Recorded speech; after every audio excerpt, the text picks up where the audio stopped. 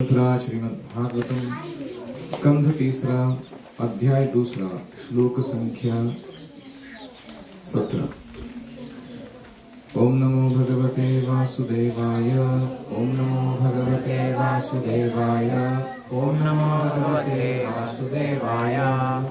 नारायणं नमस्कृत्य नरं चैव नरोत्तमं देवीं सरस्वतीं व्यासं ततो जयमुदीरयेत्।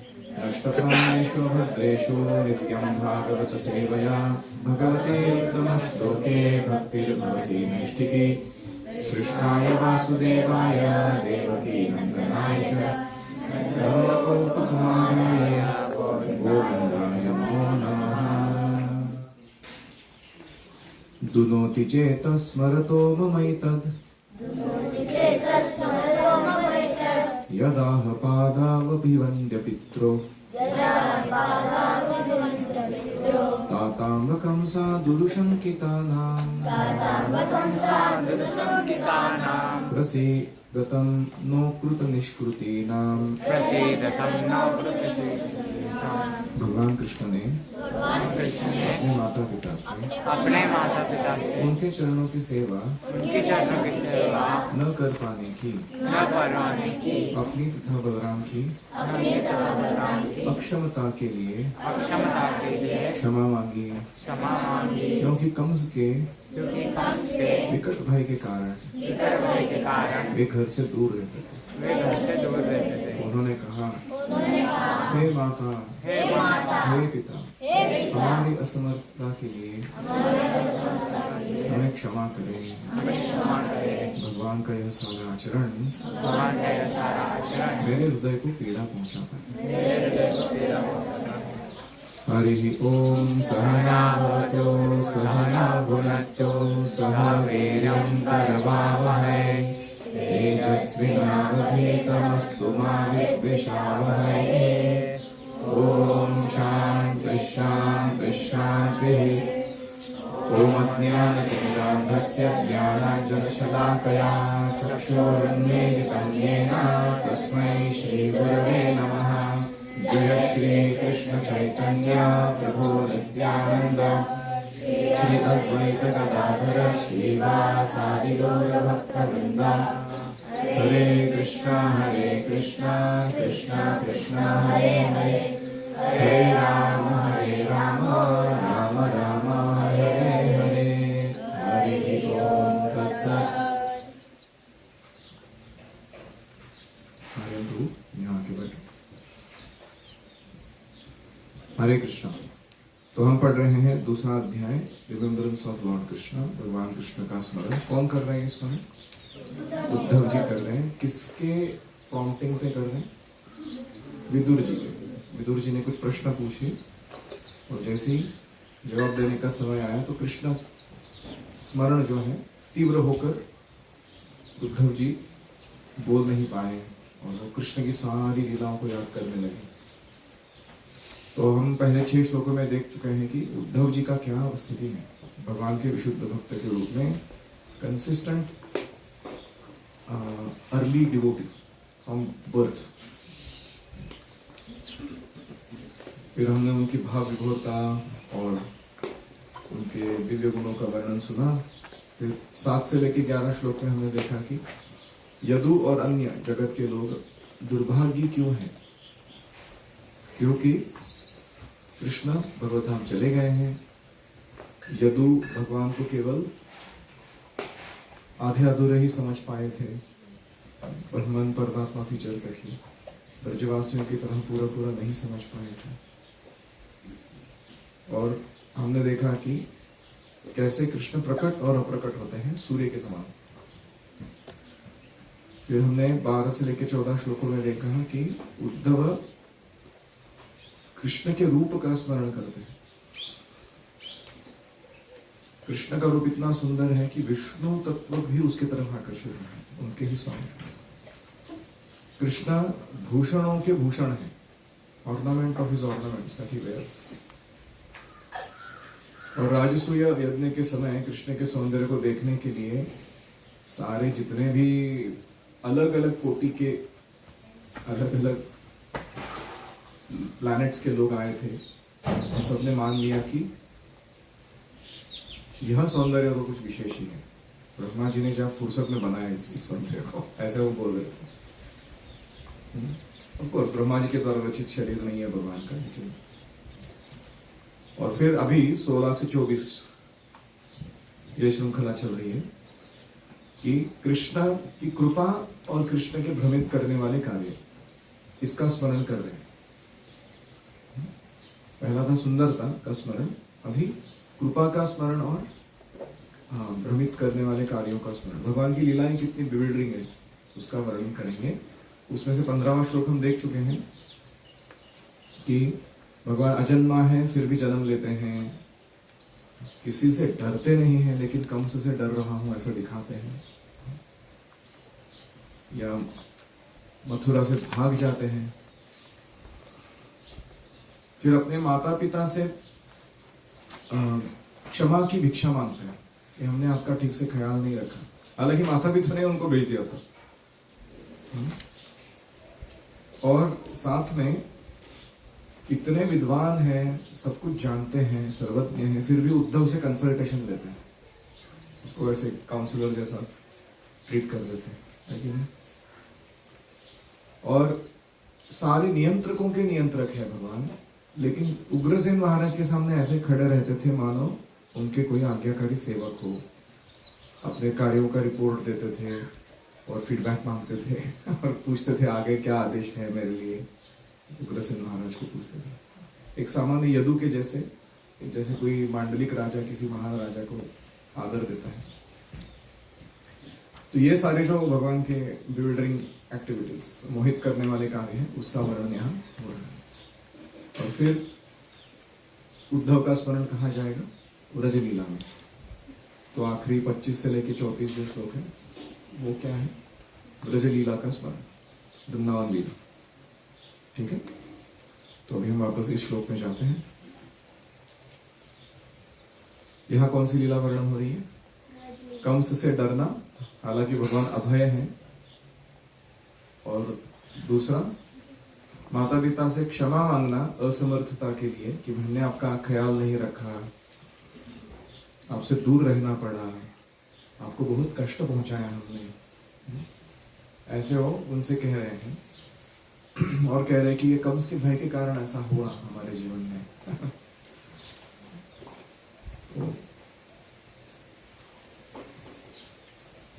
तो कोई प्रश्न पूछ सकता है, यदि कृष्ण बलराम पूर्ण पुरुषोत्तम भगवान है तो ये कैसे संभव हो सकता है कि वो कंस से भयभीत हो?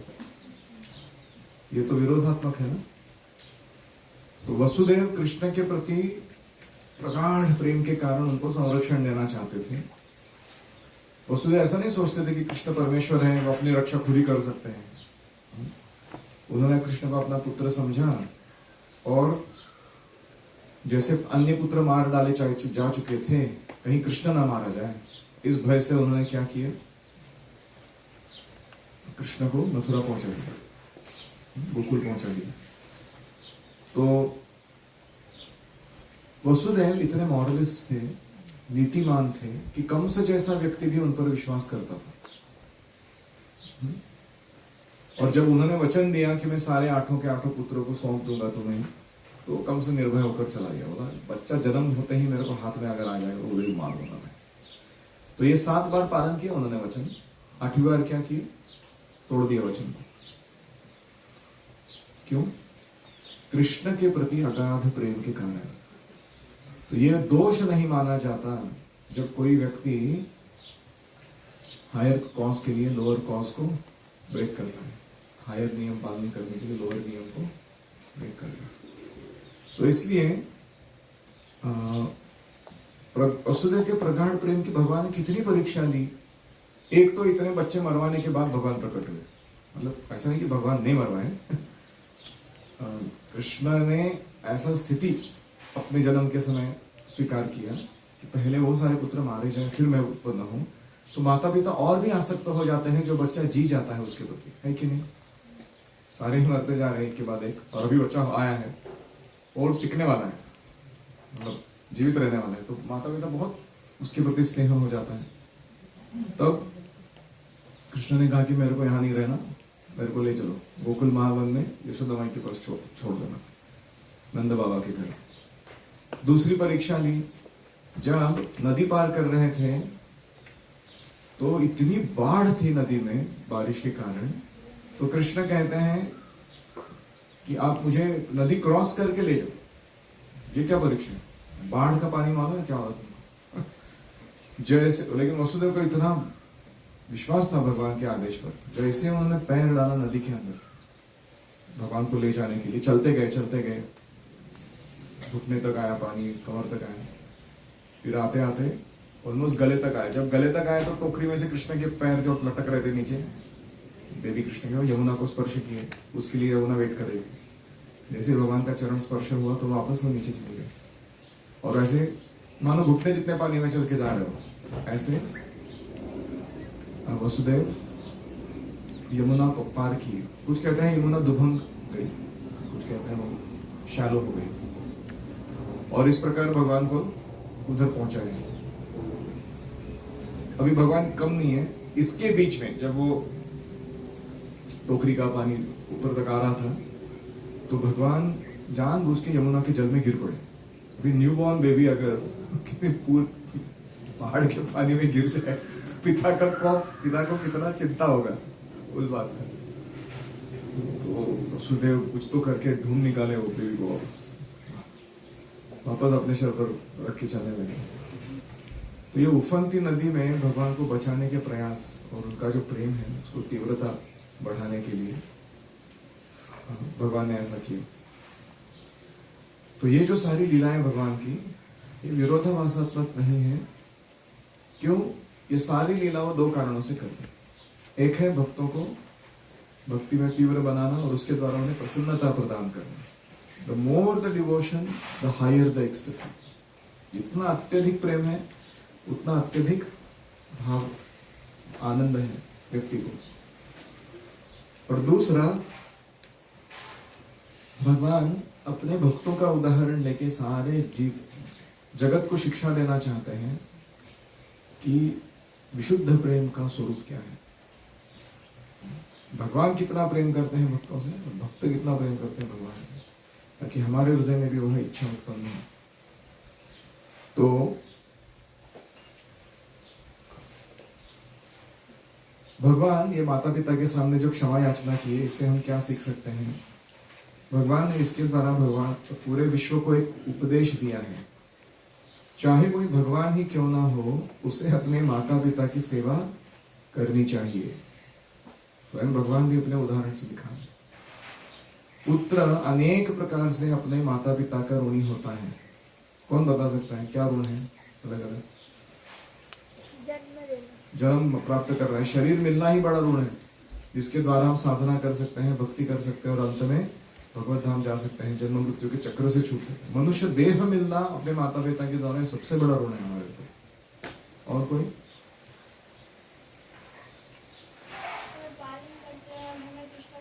लालन पालन करना, हमारा भरण पोषण देखना, है कि नहीं? उसके लिए कितना मेहनत होता है। पिताजी घर जाके पैसे कमा के लाते हैं, माता घर में सारा संभालती है, खाना पकाना, साफ रखना चाहिए, और हम अपने महाराज के जैसे फुकट चंबू बाबूराव ऐसे ही जीते रहते हैं। ये दूसरा है। तीसरा, हाँ, बहुत लाड प्यार देते हैं।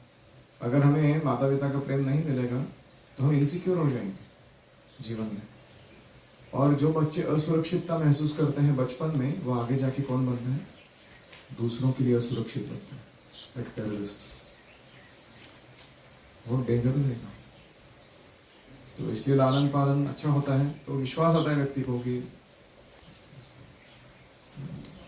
I am needed, I am loved, I am protected, I am safe, I am happy, है कि नहीं? फिर ऐसा व्यक्ति, उसकी मानसिकता थोड़ी अच्छी रहती है, समाज के लिए उपयोगी रहती है।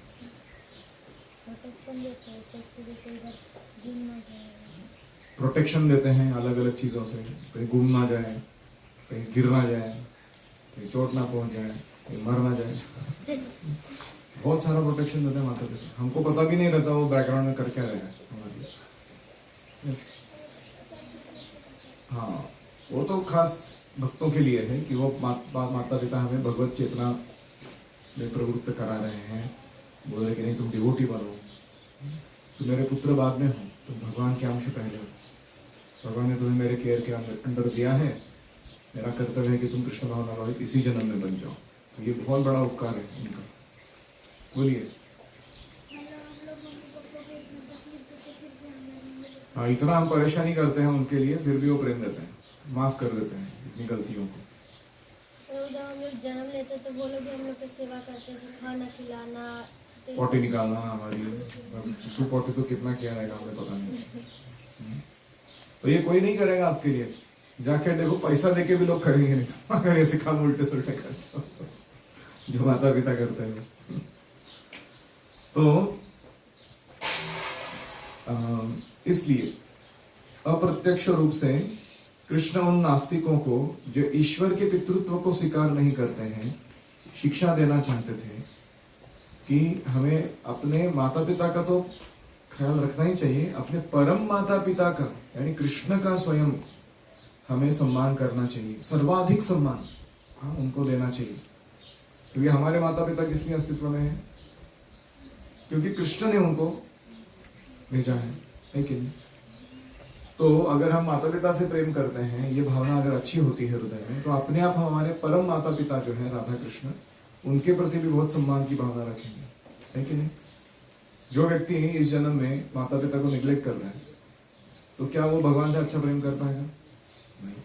क्या वो भगवान को निग्लेक्ट करता है माता पिता का सेवा के नाम पे, तो क्या वो माता पिता का ढंग से सेवा कर पाएगा? वो और उसके माता पिता दोनों भौतिक जगत में ही सड़ते रहेंगे जन्म जन्मांतर में, क्योंकि वो भगवान को निग्लेक्ट कर रहे हैं। तो दोनों एक्सट्रीम अच्छा नहीं है। उद्धव भगवान के ऐसे यशस्वी आचरण पर आश्चर्यचकित थे और साथ में अत्यंत दुखी थे कि मैं उनके साथ क्यों नहीं भगवत धाम जा सका, इसलिए व्यथित थे। और इसलिए वो बार बार कहते हैं कि भगवान का ये व्यवहार मुझे बड़ा पीड़ा देता है। को वा अमुष्यांघ्रि सरोजरेणुम् विस्मर्तुष्मीषेत पुमान् विजिघ्रन् यो विस्फुरत् भ्रूविपटेन भूमेर् भारं कृतं तिरश्चकार। भला ऐसा कौन होगा जब उनके चरण कमलों की धूल को एक बार भी सूंघ कर उसे भुला सके। कृष्ण ने अपनी भौहों की पत्तियों को विस्तीर्ण करके उन लोगों पर मृत्यु जैसा प्रहार किया है जो पृथ्वी पर हार बने हुए थे। तो कोई कहेगा कृष्ण तो सामान्य बच्चे जैसे थे, कोई ऐसे माता पिता से क्षमा मांग रहे हैं और लाड प्यार कर रहे हैं, तो तुरंत याद दिला रहे कि कृष्ण असामान्य है। क्यों? उनकी भौहों की मूवमेंट से भगवान पूरे काल को नियंत्रित कर सकते हैं और भगवान सारे जीवों के कर्म को, अच्छा बुरा जो भी है, उसको बदल सकते हैं। भगवान एक अपनी भ्रूमंडल के भौहों की मूवमेंट से जो पृथ्वी पर भार बने हुए लोग हैं, जैसे जो झूठ बोलते हैं, वो लोग पृथ्वी को सबसे ज्यादा असहनीय है।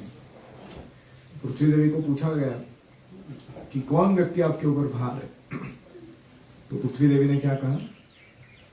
जो व्यक्ति झूठ बोलता है वो मेरे ऊपर भार है। तो ऐसे लोगों का भार हरण करने के लिए भगवान जब आते हैं, ऐसा नहीं कि उनको युद्ध करके परशुराम जैसे एकदम mental speed then wind speed and then normal speed करके संहार करके दिखाना ही पड़ेगा, वो तो अपने आनंद के लिए कर रहे हो। लेकिन केवल भ्रूमंडल अपना हिलाकर, भौहों को हिलाकर भगवान सबको नष्ट कर सकते, सबकी मृत्यु ला सकते हैं। ऐसे परम शक्तिशाली उनका स्वरूप है। इसमें एक शब्द है, यो विस्फुरत भ्रू विटपे न भूमेर।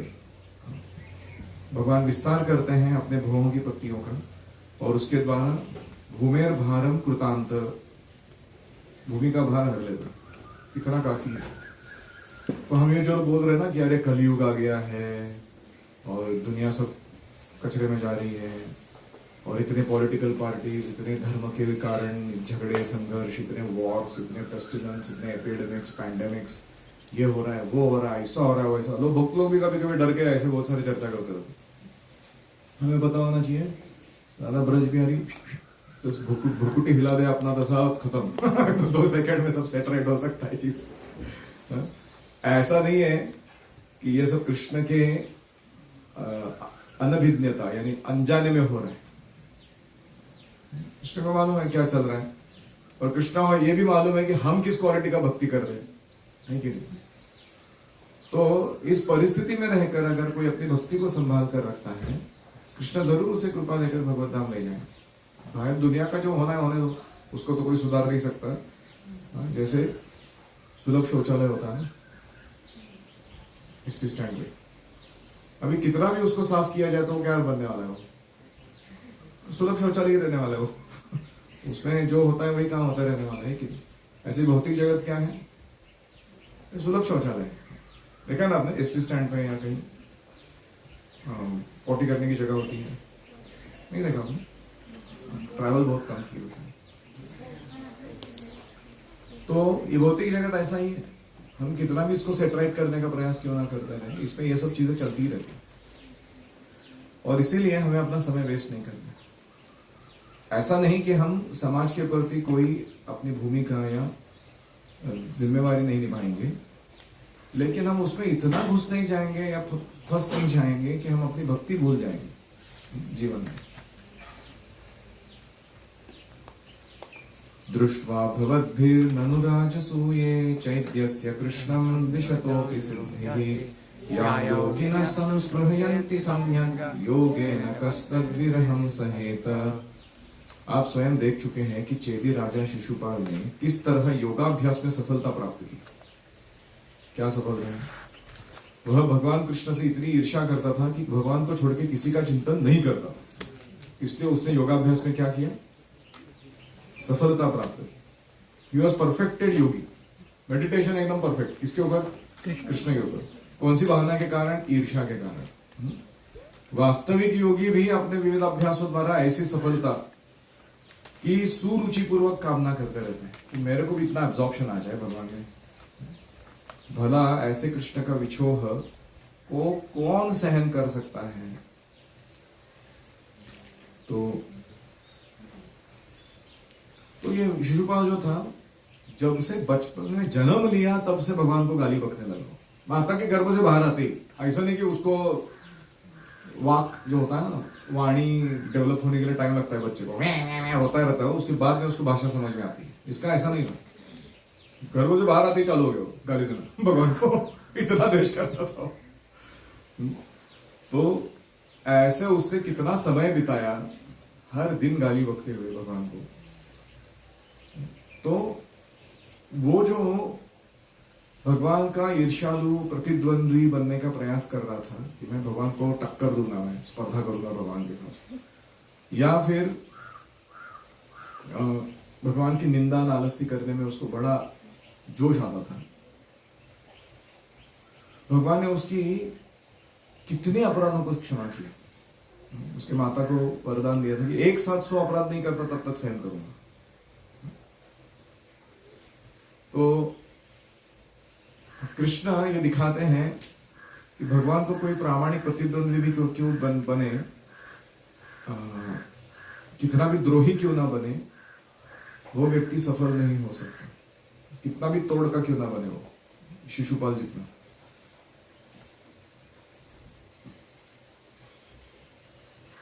तो राजसूय यज्ञ में खुली सभा में उसने इतना अपमान किया कृष्ण का, करता गया और सब लोग पांडवों से लेके बाकी सारे भीष्म द्रोण सब व्यथित होकर मारने वाले थे उसको, सब उठ के। भगवान ने सबको रोक के रखा था, बोला कुछ नहीं बोलने किसी ने। जैसे उसके 100 अपराध पूरे हुए, भगवान ने सुदर्शन चक्र भेजा। सुदर्शन चक्र भी क्या परफेक्ट काम कर रहा है। राजसूय यज्ञ में अगर खून का बूंद गिरता है, वो जगह अपवित्र होने से यज्ञ सफल नहीं होता। और उसके पिता को कुछ वरदान था शिशुपाल के कि जो कोई भी भूमि पर सर गिराएगा मेरे बेटे का उसका सर फट जाएगा जरूर। जयद्रथ के पिता का, सॉरी। तो ये जो सुदर्शन चक्र है वो सर काटने के बाद एक बूंद भी जो खून का है वो उस जगह पर गिरने नहीं दिया, उसको उड़ा के दूसरे बाहर ले जाके यज्ञ मंडप के बाहर गिरा दिया। तो ये जो वध हुआ शिशुपाल का, लोगों ने देखा कि वो चेदीराज उसके शरीर से एक दिव्य ज्योति प्रकट हुई और वो दिव्य ज्योति जो उसकी आत्मा थी, भौतिक दृष्टि से देखने पर वो ज्योति जैसी दिख रही थी, वो जाके कृष्ण के शरीर में विलीन हो गई। तो सबको आश्चर्य हुआ, इस व्यक्ति को सायुज्य मुक्ति मिल रही है भगवान का द्वेष करने के लिए, मुक्ति प्रदान की भगवान ने उसको। तो इसीलिए जो योगियों को चाहिए मुक्ति, वो तो नास्तिकों और असुरों को मिल रही है, निंदकों को मिल रही है। तो उसमें क्या बड़ी बात है, ऐसे वो कहते हैं उद्धव जी। तो कुछ लोग हैं मानसिक चिंतन, योग शक्ति का विकास, अपने निजी प्रयास, इससे परब्रह्म को समझने का प्रयास करते रहते हैं, लेकिन उन्हें वही लक्ष्य प्राप्त होता है जो शिशुपाल जैसे लोगों को प्राप्त होता है। भगवान की ब्रह्म ज्योति की किरणों में तादात्म्य प्राप्त होता है। तो विदुर भी उस सभा में उपस्थित थे जहां उद्धव उपस्थित थे, जहां बाकी सारे उपस्थित थे। उस राजसूय यज्ञ में सबने ये दृश्य देखा हुआ था अपनी आंखों से।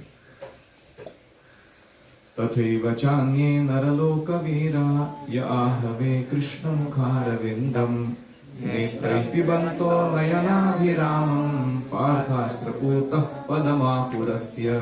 बहुत ही सुंदर श्लोक है। निश्चय ही कुरुक्षेत्र के युद्ध स्थल के अन्य योद्धागण अर्जुन के बाणों के प्रहार से शुद्ध बन गए। यानी अर्जुन जिसको बाण मारता उसका पूरा अस्तित्व शुद्ध हो जाता। शुद्ध भक्त से मार खाना भी अच्छा है, व्यक्ति पवित्र हो जाता है। और आंखों को अति मनभावन लगने वाले कृष्ण के कमल मुख को देखते हुए उन्होंने शरीर छोड़ा, इसलिए वो सारे कहां चले गए, भगवत धाम चले गए। यानी कृष्ण और अर्जुन के अपोजिट में खड़ा हुआ जो आर्मी है, जो अधार्मिक है, नास्तिक है, पापी है, दुर्योधन जैसे लोगों का साथ दे रहे हैं वगैरह में, वो अर्जुन के बाणों से मरने के कारण अपने पाप को नष्ट किए, और कृष्ण को देखने के कारण अंतकाले च मामेव स्मरन् मुक्त्वा कलेवरम यः प्रयाति स मद्भावम याति। वो भगवान के धाम चले गए सब लोग। तो श्रद्धावानों का उद्धार और दुष्टों का संहार कृष्ण करते रहते हैं, लेकिन दोनों कार्य में कोई भेद नहीं है। कृष्ण एब्सोल्यूट है, जो प्रोटेक्शन दे रहे हैं वो भी एब्सोल्यूट है, जो डिस्ट्रक्शन करा रहे हैं वो भी एब्सोल्यूट है, दोनों। तो इस प्रकार यहां एक शब्द आता है, दृष्टा की आंखों को अच्छा लगने वाले।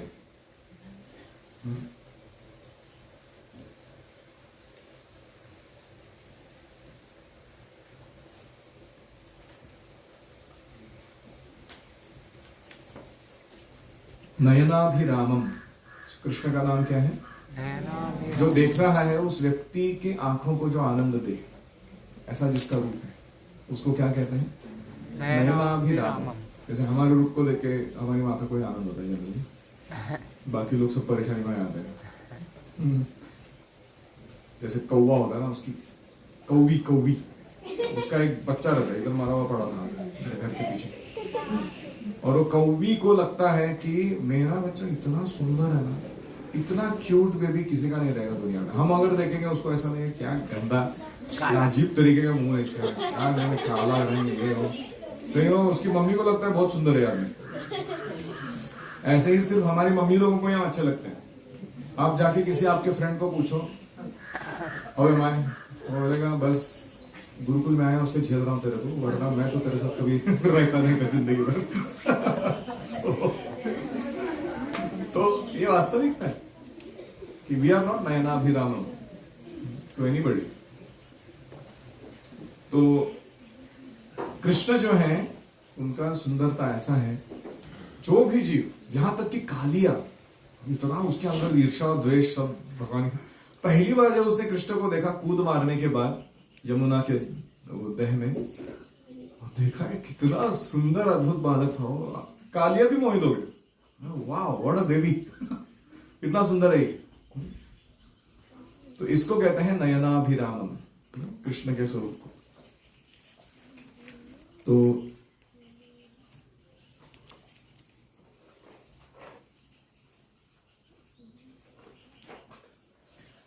तो ये जो योद्धा थे युद्ध भूमि में, मरते मरते मन में ये अप्रिशिएट करते मरे कि कृष्ण कितने सुंदर है। और उसका नतीजा क्या हुआ? भगवत धाम चले गए। देखो शिशुपाल ने भी कृष्ण को देखा, वो भगवत धाम क्यों नहीं चला गया? उसको मुक्ति क्यों मिला? मतलब सायुज्य मुक्ति मिला ना, ब्रह्म ज्योति में विलीन हो गया। क्यों? वो ईर्ष्या करता था, भगवान के प्रति अप्रिसिएशन नहीं था उसको, इसलिए उसको सायुज्य मुक्ति दे दी।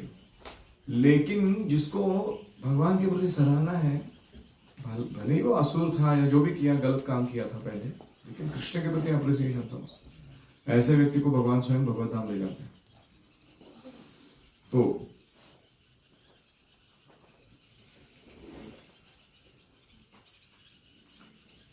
ये जो कृष्ण के प्रति आकर्षण है, ये हमें भक्तों की संगति से प्राप्त करना है। ये जो दो प्रकार की संगति है वैष्णवों की, एक होता है जिसको कहते हैं भक्तों की संगति, जो हमें सिखाती है, शिक्षा प्रदान करती है, सेवा में संलग्नता देती है, सुविधा बना कर देती है, बहुत सारा प्रेम या फैसिलिटी प्रदान करती है भक्ति करने का, वो एक प्रकार का संघ है। और दूसरा संघ है, बहुत इंपॉर्टेंट है वो, यहां शब्द यूज किया गया, पार्थ अस्त्रपूतः, पार्थ के शार्प बाणों से जिसका छिन्न भिन्न कर दिया गया था शरीर को, वो दूसरा एसोसिएशन मिला, डिवोटी एसोसिएशन। किसको? ये शत्रु आर्मी को। वो भी इंटरेस्टिंग एसोसिएशन है। भक्तों से जो डांट फटकार मिलती है या उनसे जो करेक्शंस आते हैं स्पेशली, वो कैसे होते हैं? वो हमारे चित्त में बैठे हुए सारे कलमश को धो डालते हैं। आलस बैठा हुआ है, भोग भावना बैठी हुई है, गर्व बैठा हुआ है, अकड़ जिसको कहते हैं। तो किसी ऐसे वैष्णव के संगति में रहने से, जो हमारे शिक्षा गुरु हैं, जैसे प्रभुपाद जी डांट लगाते थे किसी को, तो तुरंत उसका हृदय शुद्ध हो जाता था, वो मिसगिविंग्स जो होते थे, अनर्थ तुरंत दूर हो जाते थे। तो ये दोनों प्रकार का संग जरूरी है। एक है एनकरेजिंग, अप्रिशिएटिंग, और दूसरा है क्या कहते हैं उसको, दंडात्मक कार्यवाही करने वाला। तो जिसको सिर्फ सराहना, अप्रिसिएशन, एनकरेजमेंट मिलता है, वो कभी कभी सर पे चढ़ के बैठ जाता हूँ भक्तों के संग में। Some of you who come from good devotee families but are overly praised, I can see it clearly कि तुमको आदत हो गया है, एडिक्शन हो गया है कि मेरा खुद का प्रेज सुनना है, मेरे को कानों को अच्छा लगता है। जब कोई बोलता है तुमको मुंह पे तुम्हारे कि तुम्हारे अंदर ये गंदे क्वालिटीज है, उसको सुधारना है, तो ऐसा लगता है कोई पॉइजन पिला रहा अंदर एकदम। लेकिन वो दूसरा चीज भी जरूरी है, नहीं तो व्यक्ति शुद्ध नहीं होगा अपने जीवन में।